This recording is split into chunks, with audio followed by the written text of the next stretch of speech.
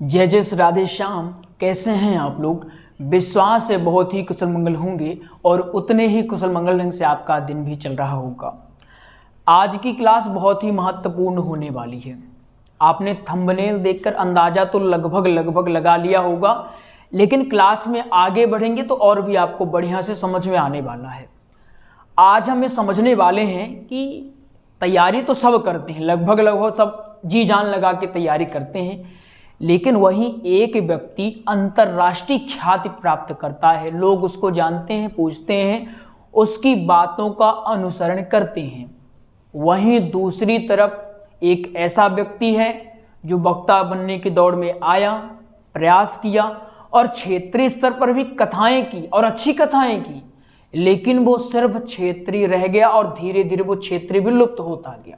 आखिर इसका क्या कारण होगा? आइए आज का प्रसंग समझने का प्रयास करते हैं। बहुत ही महत्वपूर्ण प्रसंग है, ध्यान से समझिएगा इसको और एक बार विचार अपने स्तर पर भी करिएगा। चलिए समझते हैं। हमें समझते हैं कथाकारों का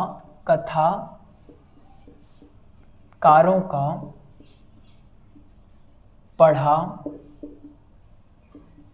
लिखा होना कितना जरूरी। आज हम यही समझने वाले हैं। यहाँ कथाकार या वक्ता कुछ भी ले सकते हैं। मैंने अपना फोकस कथाकारों के लिए है तो कथाकार है।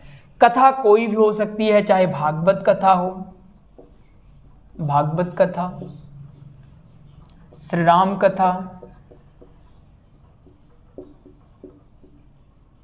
हनुमत कथा, देवी भागवत, शिव पुराण इत्यादि बहुत सारी कथाएं हैं। कथा कोई भी हो, इसमें पढ़ा लिखा होना कितना आवश्यक है, चलिए समझने का प्रयास करते हैं। यहां दो वक्ता हैं,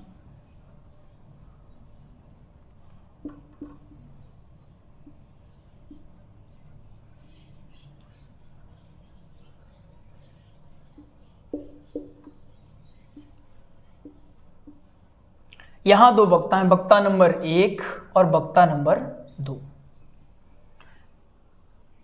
अब एक वक्ता हम मान के चलते हैं ये पढ़ा लिखा है और एक वक्ता थोड़ा कम पढ़ा लिखा है। ये पढ़ा लिखा नहीं है, इसने बस 2-4 श्लोक याद कर लिए हैं और एक कथा करना प्रारंभ कर लिया। 2-4 श्लोक और 2-4 कहानियां। एक बात, पढ़ा लिखा जब शब्द आ गया तो पढ़ा लिखा में एक बात क्लियर कर लीजिए आप लोग। यहाँ पढ़ा लिखा से आशय यह नहीं है कि आपने स्कूली शिक्षा अच्छी की हो, कॉलेज में आपने अच्छी शिक्षा ग्रहण की हो, या फिर आपने कोई बहुत अच्छी डिग्री ली हो, तभी आपको पढ़ा लिखा माना जाएगा। खासकर कथा प्रवक्ता वाली जो फील्ड है, इसमें सिर्फ स्कूली शिक्षा के आधार पर हम किसी को पढ़ा लिखा नहीं कह सकते हैं। यहाँ पढ़ा लिखा का तात्पर्य यह है कि आपने स्कूल में भी अच्छा किया हो, कॉलेज में भी आपने अच्छा किया हो, आपने डिग्री जो ली हो तो ली हो, लेकिन सबसे महत्वपूर्ण है आपने वेदों का अच्छा अध्ययन किया हो। आप जो कथा कर रहे हैं उसकी आपको गहन जानकारी हो, उसके बारे में आप सब कुछ जानते हो। कैसे जानते हो? जैसे आपको ये पता है कि आपका शरीर कैसे है, आपके शरीर में कहाँ पर कौन सा विकार है, कहाँ क्या कैसा हो रहा है, मतलब इतनी से इतनी सारी जानकारी आपको अपने बारे में पता है। वैसे ही आप जिस विषय में आगे बढ़ रहे हैं, जो आप कथाएं कर रहे हैं, उसकी जानकारी आपको हो, तब आप आते हैं पढ़े लिखे के कैटेगरी में। एक बात क्लियर हो गई कि पढ़े लिखे का अर्थ यह नहीं है कि आप केवल स्कूली शिक्षा ही किए हों। आप जो भी पढ़ रहे हैं उसकी आपको गहराई से जानकारी हो। सपोज दैट, सोचिए, विचार करिए, आप सीख रहे हैं भागवत कथा, तो आपको पढ़ा लिखा कब माना जाएगा? पढ़ा लिखा तब माना जाएगा जब आपने भागवत की इतनी अच्छी पढ़ाई कर ली हो कि आपकी सोचने और समझने की स्थिति थोड़ा उच्च हो, आपका बौद्धिक विकास हो चुका हो। और बौद्धिक विकास जब होता है उससे हम कुछ अच्छा निकाल पाते हैं। अभी हम समझेंगे इसको, थोड़ा क्लियर आप लोग अपना विजन कर लीजिए कि आखिर पढ़ा लिखा का अर्थ क्या है। पढ़ा लिखा का अर्थ है आपको जो आप जैसे चाहे भागवत, श्री राम कथा, कोई भी कथा कर रहे हैं उस कथा की आपको गहराई से जानकारी हो। पहली बात, आपको वेदों के बारे में जानकारी हो, ना बहुत, जो भी आप पढ़ें उसके बारे में अच्छे से जानकारी हो, आपने जो भी पढ़ाई की हो वो पढ़ाई गहराई से की हो। तो आइए समझने का प्रयास करते हैं। मान लीजिए वक्ता एक अच्छा पढ़ा लिखा है, विद्वान है, और वक्ता नंबर 2 ये विद्वता सिर्फ दिखावे के लिए इसकी विद्वता है, वास्तव में विद्वता नहीं है, सिर्फ दिखावे की विद्वता है कि हम बहुत विद्वान हैं। दो तरह के हैं। अब मान के चलते हैं ये जो वक्ता हैं, ये वाले वक्ता हैं, इन्होंने भागवत, राम कथा, कोई भी कथा जब सीखने की सोची तो इन्होंने क्या किया, प्रॉपरली इन्होंने गुरुकुल में एडमिशन लिया, या फिर ऑनलाइन एडमिशन लिया, या फिर घर में कोई पहले से कथा करने वाले थे उनके सानिध्य में रहे और उनसे सीखे। प्रॉपरली इनका अध्ययन हुआ, पठन पाठन का कार्य इनका अच्छा चला, इन्होंने समय दिया, परीक्षा इन्होंने दी। जब परीक्षा में उत्तीर्ण हो गए उसके बाद ही कथा करना प्रारंभ किए। क्लियर है ना? पढ़े लिखे वक्ता कैसे, मान लिया कोई एक बच्चा है, ये कोई बच्चा है, ठीक है, ये कोई बच्चा है, इसने स्कूली शिक्षा की, कॉलेज में पढ़ाई किया, कॉलेज में पढ़ते पढ़ते जैसे बच्चों का विजन होता है कि कोई आईएएस बनेगा, कोई आईपीएस बनेगा, कोई डॉक्टर बनेगा, कोई इंजीनियर बनेगा, कुछ भी बनेगा, ऐसा होता है। ऐसे ही इस बच्चे को आया कि मुझे वक्ता बनना है, मुझे कथा करनी है, ये आ गया इनको। तो इनने विचार किया कथा करनी है तो क्या करना चाहिए, जो जो इसके लिए इंपॉर्टेंट होता है इन्होंने किया, और प्रॉपरली समय दे करके 2 साल 3 साल जितना भी समय लगा इन्होंने समय दिया और बढ़िया से वक्ता बन गए। अब गुरु जी ने आदेश दे दिया कि भैया तुम जाओ कथा कर सकते हो। एग्जाम हुआ, एग्जाम के बाद गुरु जी ने कहा अब जाओ तुम कथा कर सकते हैं। कथा करने के लिए, अब कथा करने के लिए रेडी हो चुके हैं। ये तो पहले वक्ता हैं। यहीं ये दूसरे वक्ता ऐसे हुए, इन्होंने देखा कि कथा वाली जो फील्ड है बहुत आसान है, मेहनत कम लगती है, 2 श्लोक रट लो, 2 कहानी रट लो, जाओ धड़ाधड़ कथा करने लगो। इन्होंने ऐसा विचार किया। अब ऐसा विचार करके इन्होंने, जैसे इनकी प्लानिंग थी, 2 श्लोक पढ़े, ना तो गुरु का सानिध्य मिला, ना कोई क्लास लिया, आराम से अपने ही बौद्धिक स्तर में इन्होंने पढ़ाई की और अपने से ही यत्र तत्र गांव में जाकर के कहीं पर मंच बनाकर कथा करना स्टार्ट कर दिए। ठीक है, ये तो रही इनकी बात। अब हम ये समझते हैं कि आखिर ये जब समाज में ये दोनों कथा करने जाएंगे तो समाज को क्या झेलना पड़ेगा, क्या प्रभाव इनका पड़ेगा, क्या प्रभाव इनका पड़ेगा। हमने झेलना यहां एक शब्द यूज करा, झेलना अर्थात अगर एक कथा करने गए महानुभाव तो समाज को झेलना ही पड़ेगा। अब कैसे झेलना पड़ेगा वो समझते हैं, आइए बढ़िया से समझने का प्रयास करते हैं। तो अब देखिए, वक्ता नंबर 1 और वक्ता नंबर 2 ये दोनों जब कथा करने जाएंगे तो क्या करेंगे। देखिए, जिसने गहन जानकारी ली है निसंदेह उसका समझ विकसित होगा। क्या होगा? समझ विकसित होगा। क्लियर है कि नहीं है? समझ विकसित होगा। इसकी समझ विकसित नहीं होगी, समझ विकसित नहीं। पहला, जो पढ़ा लिखा वक्ता होगा वो किसी भी मुद्दे में बोलेगा अगर तो तथ्य के साथ बोलेगा।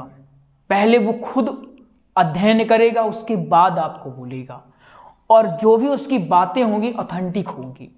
जैसे अगर ये बोल रहे हैं सुदामा चरित्र के बारे में, क्या बोल रहे हैं? सुदामा चरित्र के बारे में। अब समझिएगा ध्यान से, ये भी बोल रहे हैं सुदामा चरित्र के बारे में, दोनों सुदामा चरित्र के बारे में बोल रहे हैं, ठीक है ना। अब ये जब सुदामा चरित्र के बारे में बोलेंगे तो कैसे बोलेंगे, ये जब बोलेंगे तो कैसे बोलेंगे, वो समझने का पड़ेगा। ये कैसे बोलेंगे? जितनी भी कहानी है उसको रट देंगे। एक सुदामा जी थे, ब्राह्मण थे, गरीब थे, श्री कृष्ण जी के मित्र थे, कृष्ण जी के यहाँ गए, मिलने गए, उसके बाद आए, दरिद्रता दूर हो गई। ऐसे रटे रटाई चीजें बोल देंगे, एक भजन गा देंगे, अरे द्वारपालो कन्हैया से कह दो, बस प्रसंग समाप्त, बस इतने में कहानी समाप्त। लेकिन आज का समय ये कहता है कि अगर आप सेंसिटिव मुद्दे पर नहीं बोलते हैं तो आपका वक्तव्य व्यर्थ है। अगर आप बेरोजगारी पर नहीं बोलते, अगर आप युवाओं को प्रेरित करने वाली बातें नहीं करते तो आपका वक्तव्य बेकार है। 7 दिन कथा करने बेकार है। अगर 7 दिन कथा करने के बाद अच्छा कंक्लूजन या फिर निष्कर्ष नहीं निकलता तो आपकी कथा व्यर्थ है, आपसे कथा करवाना व्यर्थ है, कोई अर्थ नहीं आपकी कथा का। ठीक है ना।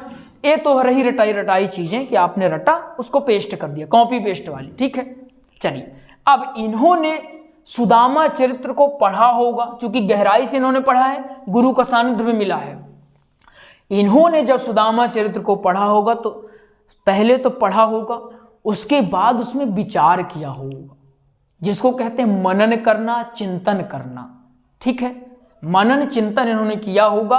और सुदामा चरित्र की ये कथा तो बताएंगे, दोनों कथा बताएंगे, कथा ये भी बताएंगे, कथा ये। अब एक कथा तो बताएंगे, अब कथा के साथ क्या करेंगे, पहले कथा बताएंगे, पूरी कथा इनकी कंप्लीट हो गई, उसके बाद ये भी बताएंगे, चर्चा करेंगे कि सुदामा चरित्र से हम क्या सीख सकते हैं, सुदामा जी के गुणों से हम क्या सीख सकते हैं।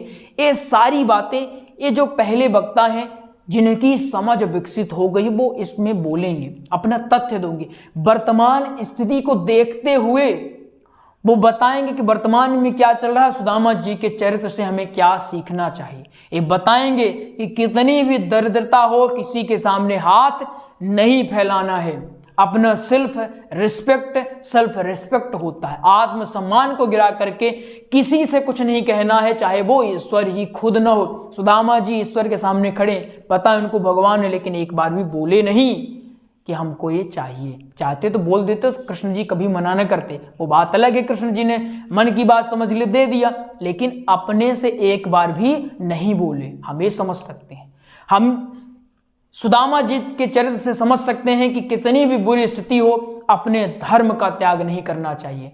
सुदामा जी विद्वान थे, चाहते तो कहीं भी अपना गुजारा कर लेते, कहीं भी गायन कर लेते, गाने की इनकी अच्छी कला थी, गा बजा लेते बढ़िया से, बच्चों को पढ़ाने लगते। बहुत सारे उस समय राजा थे, चाहते थे हमें अच्छा कोई विद्वान पंडित मिल जाए जो पढ़ाए, लेकिन इन्होंने कहा जो हमने शुरू से कार्य प्रारंभ किया है हम वही करते रहेंगे, अंत तक वही करते रहेंगे, भगवान हमको चाहे जितना दरिद्र कर दे। अर्थात कैसी भी बुरी से बुरी स्थिति हमारी हो गई है, हम अपने धर्म का त्याग नहीं किए। ये हम इससे सीख सकते हैं। ठीक है, हम इनसे सीख सकते हैं कि कैसी भी स्थिति हो अपने परिवारजनों का साथ नहीं छोड़ना चाहिए। ये सारी चीजें हम सुदामा जी के चरित्र से सीख सकते हैं। अब जब आप ये अपने श्रोताओं को बताएंगे तो एक अलग ही प्रभाव आएगा। अब सोचिए, यहाँ ये वक्ता थे, यहाँ ये वक्ता थे, समाज को नई दिशा किसके वक्तव्य से मिलेगी, इनके या इनके? आप खुद बताइए, बताइए खुद। और ये कब मिलेगी? जब आप किसी भी विषय की जानकारी गहराई से रखेंगे। ठीक है, तो एक बात क्लियर कर लीजिए, आप जो भी पढ़ें उसको इतना लगन से पढ़ लीजिए कि आपका विजन इतना भयंकर क्लियर हो कि आप उसको चाहे तो 10 तरह से आप उसको बता सकें और 10 तरह से आप उसको समझा सकें। तो आज से आप 2 काम बिल्कुल करेंगे, उसके बाद ही कथा करेंगे। पहला काम है पढ़ना, दूसरा है मनन करना।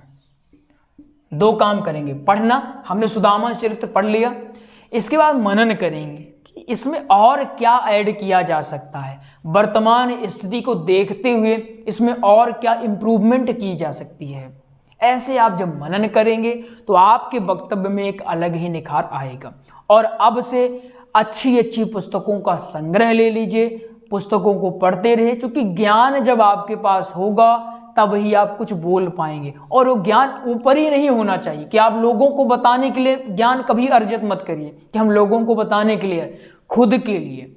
जब आप खुद के लिए करेंगे तो आप सोचेंगे उसमें, जब सोचेंगे, जैसे आपने बचपन में पढ़ा होगा का से कबूतर, सबने पढ़ा होगा, पढ़ा है ना, का से कबूतर सबने पढ़ा है। अब कबूतर बोलते हैं, कबूतर की फोटो आती है कि नहीं आती है? क्यों आती है? हमने इतनी बार कबूतर को पढ़ लिया, कबूतर की फोटो देख ली कि कबूतर आंख बनते कबूतर आ जाता है। ऐसे कोई प्रसंग है, जैसे आपने ये प्रसंग पढ़ा, कोई भी प्रसंग पढ़ा, एक इमेज क्रिएट होनी चाहिए कि अच्छा ये ऐसे हो रहा है। जब इमेज क्रिएट होगी तो आप सोच सकते हैं। और चहुमुखी विकास करना है तो पढ़ाई से बेहतर कोई भी साधन नहीं हो सकता है। इसको क्लियर कर लीजिए। आइए मिलते हैं अगले प्रसंग में। आपको एक जानकारी दे दें, इसके बाद आज की क्लास को करेंगे एंड। बिल्कुल विश्वास है आप आज की बात को थोड़ा मनन करेंगे, थोड़ा समझेंगे इस बात को। एक गंभीर मुद्दा है। अगर समाज में ऐसे वक्ता आ जाते हैं जो पैसे के लिए आ जाते हैं तो वो समाज को भटकाते हैं, समाज को गलत राह में लेके चले जाते हैं। युवा भी भटकते हैं, सब भटकते हैं, वो खुद भटकते हैं, लोगों को भी भरमाते हैं। लेकिन जब अच्छे लोग इस फील्ड में आते हैं तो वो अच्छी चीज़ें लोगों को बताते हैं और अच्छी चीज़ों से समाज का उत्थान होता है। अब वो समय चला गया कि हम रटी रटाई चीज़ें बोलें। अब समय है जो अपना प्राचीन इतिहास है उसको तो लेके चले ही, अपना जो पुराण वेद शास्त्र हैं इनको तो लेके चले ही, इनके साथ साथ आधुनिकता को भी जोड़ें। ठीक है ना? जब दोनों मिल जाएंगे तो एक अच्छा मिश्रण निकलने वाला है। अब सोचिए वो वक्ता कितना अच्छा बोलने वाले होंगे कि जो समाज के कुरीतियों के बारे में चर्चा करें। ऐसे जब वक्ता सामने आएंगे तो एक अलग ही समाज पर प्रभाव पड़ता है और समाज सोचने पर मजबूर होता है कि अच्छा इसमें भी सोचा जा सकता है। तो आप जब इस फील्ड में आए ही हैं तो अच्छे से आ जाइए और अच्छे से करिए ताकि समाज का बढ़िया से उत्थान हो सके। हमने भागवत जी का श्री राम कथा का, सत्संग का प्रॉपर नोट्स हमने तैयार करवा दिया है। ये नोट्स आपको मिलेगा PDF फॉर्मेट में। भागवत जी के नोट्स आपको 1389 मिलेगा। अगर हस्तलिखित लेंगे तो 489 में मिल जाएगा। ठीक है, ये हस्तलिखित है। श्री राम कथा का नोट्स आपको 1449 में मिलेगा। सत्संग का नोट्स आपको 441 में। अगर आपको प्राप्त करना है इस नंबर में कॉल कर ले। नंबर है 8269386376। इस नंबर में कॉल कर ले। नंबर आपके स्क्रीन पर भी दिया होगा। आपको नोट्स उपलब्ध करवा दिया जाएगा। आइए मिलते हैं अगले प्रसंग में। तब तक के लिए जय जय श्री राधे श्याम।